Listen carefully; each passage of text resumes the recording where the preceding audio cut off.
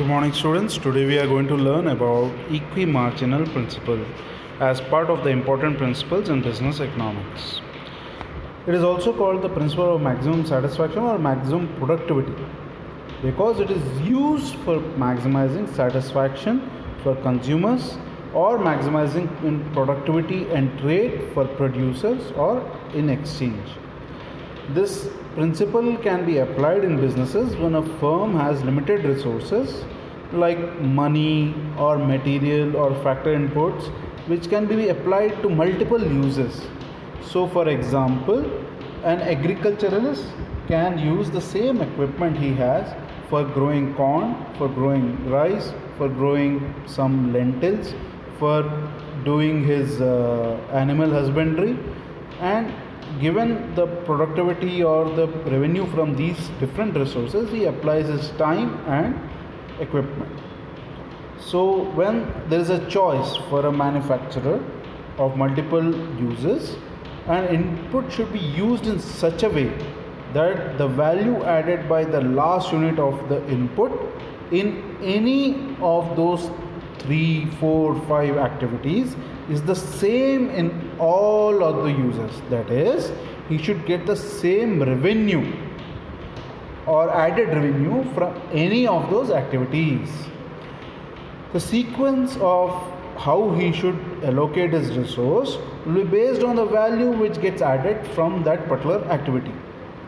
So if he spends 1 unit of the resource on that activity, how much money he makes? We'll call it value of marginal product. Marginal product is the additional output produced by 1 unit of the input. Value of the marginal product is calculated by multiplying price of the product to the marginal output which is generated, which gives us the value of the marginal product. Activities with highest value of marginal product should get the first allocation of the input, and when it is applied automatically over time or over multiple usage, the marginal productivity will decrease, which decreases the value of the marginal productivity. So resources can then be diverted to the next best activity until the value of marginal product from all those activities is equal. For example, if there are 3 activities A, B and C, he should use it in such a way that the last unit when it is applied gives equal value from any of those 3 units.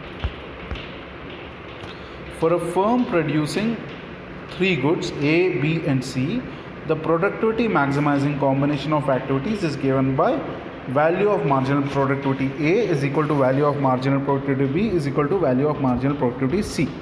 Alright, this is the condition of application of the resource, where each value of marginal product is the product of marginal product of that activity multiplied by the price of that product. So marginal product of A multiplied by the price of A. So let us take an example of a factory which produces woolen clothes, whether it is woolen socks or woolen gloves, and the price of socks is 1 rupee, price of gloves is 2 rupees, and wages of workers is 10 rupees. So how will he use his workers? Will he use them to generate socks or gloves? So for this we can derive, once we know the marginal product, we can derive the value of marginal product for socks by multiplying by the price of 1 rupee, and similarly for gloves by multiplying by the price of 2 rupees. Now let us look at an example where marginal productivity of socks and gloves is given by the following table, where the producer is using his workers to produce either of those 2 products. So marginal productivity of socks keeps decreasing as he uses more workers for producing socks, and similarly for gloves. So first, when we are given this marginal productivity of these 2 products, we have to calculate the value of the marginal product, because it is not important of how much output is generated, but how much revenue gets generated by those 2 activities. Now to calculate that, we multiply with the price of gloves and the price of socks for those 2 particular products. So when we do this multiplication, we get the following table, and given the wage of workers is 10 rupees, now we can use this table for doing our further Now that we have these values, we can now see where the value of marginal product of gloves is equal to value of marginal productivity of socks. This occurs at three different places. One, value of marginal productivity is equal to 40 when the number of workers applied for socks is 1 worker and number of workers applied for production of gloves is 2 workers. The next occurs when the value of marginal productivity for gloves and socks is equal to 32. This happens when the second worker is producing socks and fourth worker is producing gloves. How much of socks and gloves will be produced?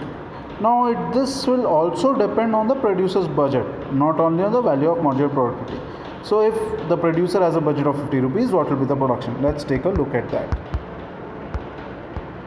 He'll hire the first worker and spend his first 10 rupees because for each worker he pays 10 rupees.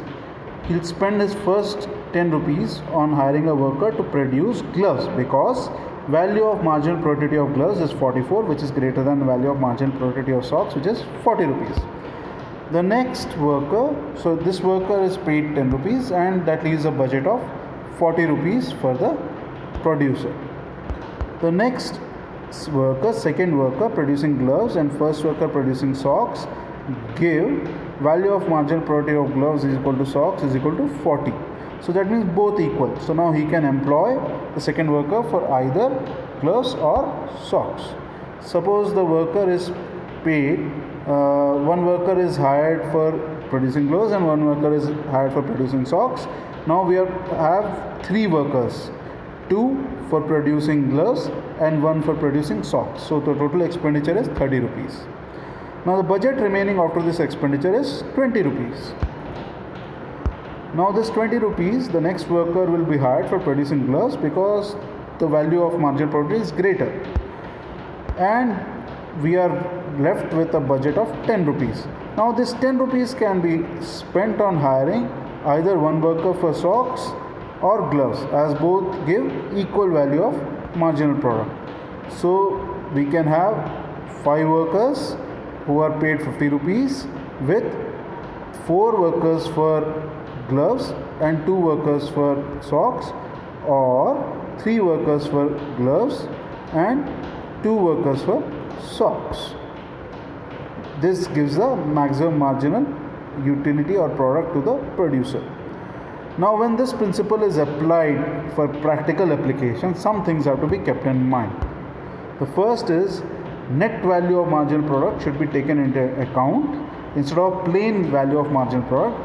This can be calculated by deducting cost of employing that resource and associated costs.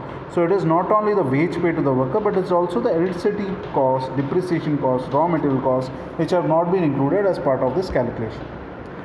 Higher productive activity may change the price of output. So when the more is produced, you may need to decrease the price to sell this output, which may need to be adjusted in the value of marginal product. The net marginal revenue productivity received in the future has to be discounted to get present value. So if we are making any calculations for the future, it also needs to be discounted. This principle is not applicable to some activities which are carried out in tradition for sentimental reasons and not for profitability or revenue. Second, it can be affected by non-economic costs like employer relations, where employer would like to keep some workers out of sentimental reasons or by non-economic reasons.